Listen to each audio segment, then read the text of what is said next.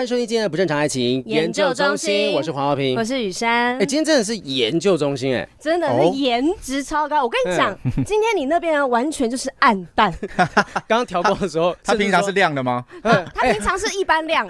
我们颜值高的先讲话，先欢迎我们的颜值高代表炎亚纶。Hello， 浩平 ，Hello， 雨珊，我是炎亚纶。你知道今天多过分吗？我刚刚进来要调光，然后雨珊就说没关系，就调这边亮就好，然后灯就不要打我这一边，不要拖低我们的颜值好吗？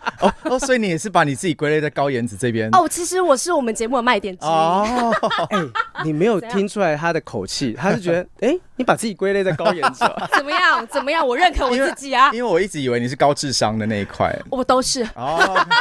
有人可以什么都拿的吗？就是你啊。对啊，就是你。除了颜批，我现在情商很低哦。你是说有情商还是情商很低？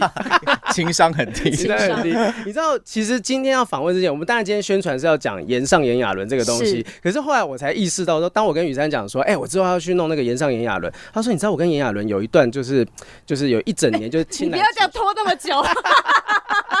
要讲快一点是吗？对，你们到底有什么样的关系？我们是亚纶是我的师兄，对，是兄妹。对，然后因为以前我们都是在华研嘛，然后呢，我在公司的时候，不知道是不是因为我的讲话也比较直接，你比较会争取机会啦。放屁啊，是那个意思啊。上位，我们都很。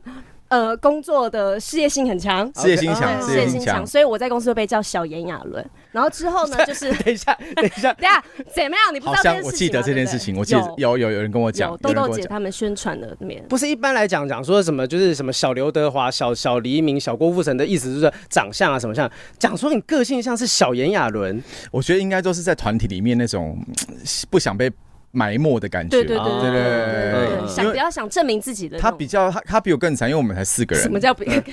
他们那个是有7、8个人吗？放屁嘞，5个人而已啦。5个而已，是不是？好不熟。你也知道你们是女团嘛？如果是男团，我觉得熟一点。也是，我们之后就没有团体了。可是好，那因为其实我之前听到他讲说他是小罗志祥，但是今天以小炎亚纶的身份，外形是小罗志祥，个性是小炎亚纶。然后之后呢，因为那个师兄他还有那个演唱会巡回了1年，然后我是他那1年的固定嘉宾。然后呢，那个时候呢，演唱会的环节他有一个音乐剧嘛，我记得了。然后呢，刚刚是完全忘记的状态。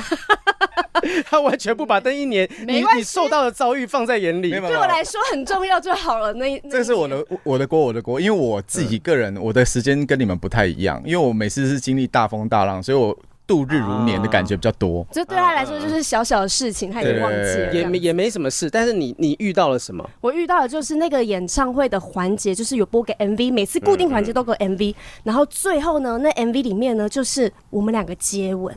然后呢，灯光呢也是收在我们现场，也是在舞台上接吻，然后呢就 spotlight 就这样收掉，然后全场你就听到下面的严太太们这样这样，是这种声音吗？是嘶吼，然后大家是崩溃的。你形容的好像是 AKB48 的粉丝，就是有低沉的那种，有严太太也有严先生，大家都发疯了。然后呢，你知道那个时候我在网络上每天只要我发文，我就是被骂的那种啊，真的假的？对，你都不知道我承受了很多吗？你没有跟我说啊。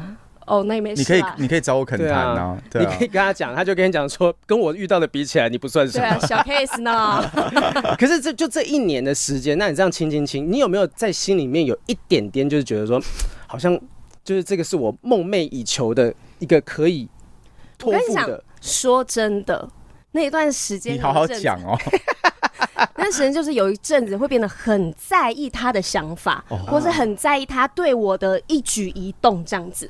然后，所以我就会想说，我们都是在工作，我们是在工作，我们是很专业的，我们是很专业的歌手跟演员。这条船不能晕吧？不能啊，就是没有理由晕，你知道吗？注定沉。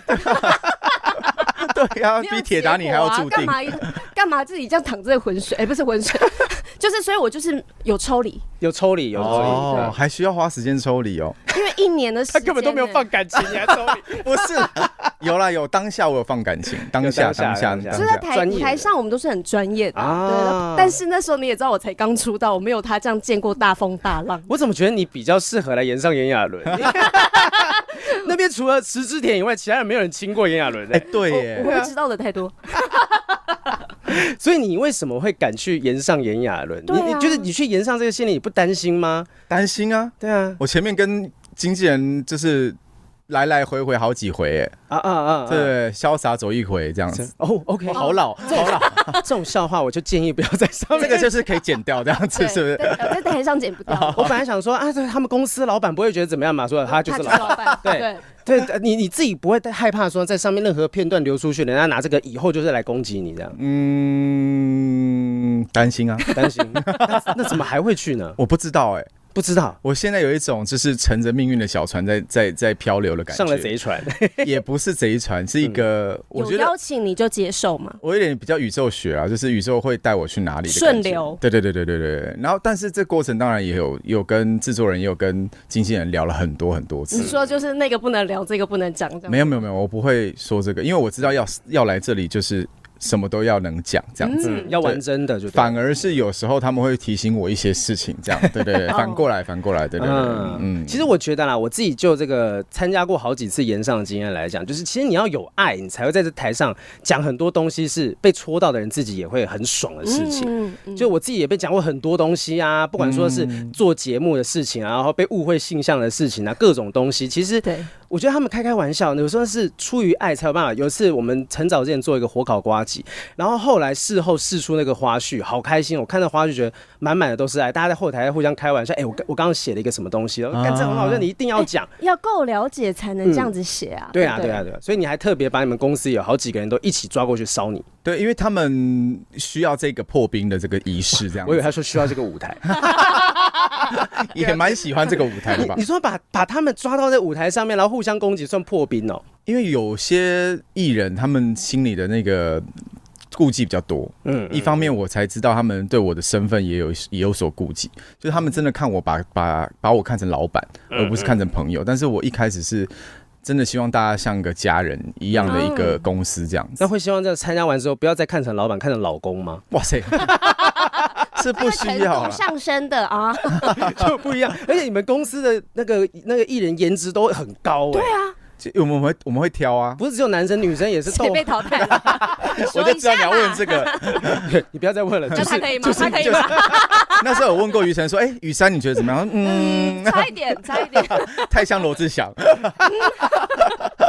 好，所以其实当天的阵容反正大家上网找就可以看到当天的阵容。我们是7月4号的时候，延上炎亚纶，就在世界末日的前一天呢。是啊，我说他们这样安排，因为连续3场嘛，对。然后我就想说，这一场卖完，后面卖完没有意义，就是因为后面2场已经7月5号就是那个预言世界末日。难怪你没有在顾忌，你没有在怕。我不知道，我是有一点疑惑啦，因为就我所知，好几个社交圈，比如金融圈，他们都真的相信这件事情，他们都安排在7月那一段时间去日本，去哪里，就是要避开这一段。去日本不就直接正中下怀？对啊，他们会往北海道那边去啊。对。